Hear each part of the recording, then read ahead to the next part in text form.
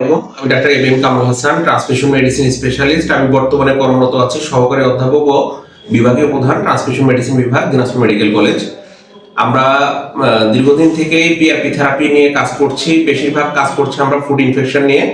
আমরা পিআরপি থেরাপির বিভিন্ন পার্ট নিয়েও কাজ করে থাকি, যেমন অস্টিওআর্থ্রাইটিসে নি জয়েন্টে আমরা পিআরপি দিয়ে থাকি, হেয়ার ফলে পিআরপি দিয়ে থাকি, সেক্সুয়াল ডিসফাংশনে আমরা পিআরপি দিয়ে থাকি।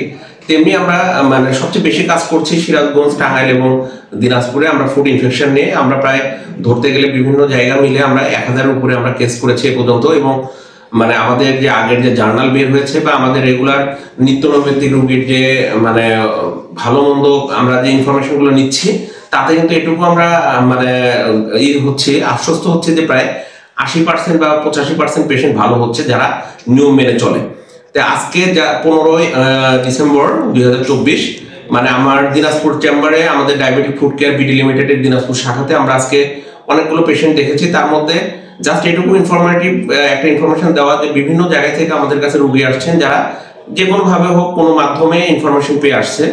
আজকে আমরা যেগুলো রোগী দেখেছি প্রায় 6-7টা পেশেন্ট হবে, যেগুলো বিভিন্ন জায়গার, এটা কিন্তু একটা জায়গার পেশেন্ট না। যেমন আমার পাশে আছেন, ওনার সাথে কথা বলবো, উনি কোথায় থেকে আসছে, কিভাবে জানলো, জাস্ট একটু শুনবো। আমি মোহাম্মদ ইমরান আলী, আমি ঠাকুরগাঁ সদর, আমি পিসি ডাক্তার। তারপর আমি রংপুরে দীর্ঘ 1 বছর থেকে 1.5 বছর ট্রিটমেন্ট করছি। প্লাস্টিক সার্জারি পর্যন্ত ওনারা অপারেশন করছে, কিন্তু সাকসেস করতে পারেনি। তারপরে আমি ইউটিউবের মাধ্যমে জানতে পারলাম এখানে পিআরপি থেরাপি দেওয়া হচ্ছে, কিন্তু পিআরপি থেরাপিটা খুব ভালো এবং অনেকজন ভালো হয়েছে আমি শুনছি। আমিও আজকে পিআরপি থেরাপি প্রথম ডোজ নিলাম এবং আশা করি ওনার আর যতদূর শুনছি উনি ভালো ট্রিটমেন্ট করে। এটা আমার ইনফেকশনটা প্রায় 1.5 বছর। 1.5 বছর।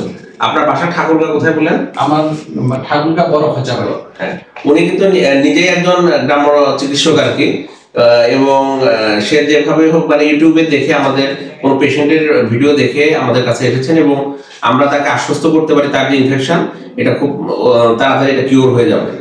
আমাদের সাথে আরেকজন পেশেন্ট আছে, আমরা একটু তার পরামর্শ নেই। আসসালামু আলাইকুম। আমাদের বাসা আছে দিনাজপুর জেলা। আমার বাবার পায়ে প্রথমে উস্টা লাগছিল, লাগার পরে সেখানে ইনফেকশন হয়েছিল। হওয়ার পরে বিরামপুর ডাক্তার দেখাইছি, দেখার পরে ওখান থেকে কমেডি আবার দিনাজপুর মেডিকেলে নিয়েছি। মেডিকেলে নেওয়ার পরে আবার 15 দিন থাকার পরে আবার ডাক্তার বললো যে ওটা কেটে বাদ দিতে হবে। তা আমরা বললাম যে স্যার কী জন্য বাদ দিতে হবে, সেখানে কি কোনো সাইড এফেক্ট আছে, ইনফেকশন আছে? কয় না, ঘা শুকার জন্য বাদ দিতে হবে। তারপরে আমরা জানতে পারি যে কামরুল স্যার যে এখানে এই পায়ের উপর অভিজ্ঞ উনি থেরাপি ব্যবহার করে। তার মাধ্যমেই আমরা এখানে আসে আবার নতুন করে আজকে প্রথম ট্রিটমেন্ট নিলাম। আশা করা যায় ইনশাল্লাহ ভালো হবে।